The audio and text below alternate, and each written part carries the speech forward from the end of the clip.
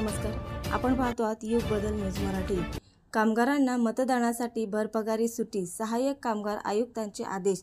लोकसभा सार्वत्रिक निवडणुकीत अकोला लोकसभा मतदारसंघासाठी दुसऱ्या टप्प्यात 26 एप्रिल रोजी मतदान होणार आहे।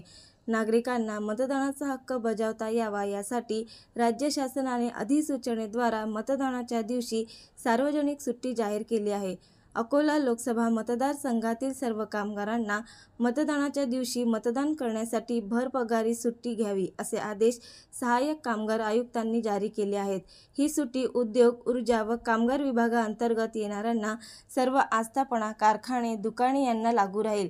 खासगी कंपन्या, सर्व दुकाने, निवासी हॉटेल्स, उपहारगृहे, नाट्यगृहे, मॉल्स, रिटेलर्स, माहिती तंत्रज्ञान कंपन्या, व्यापार, औद्योगिक उपक्रम आदींचा त्यात समावेश आहे।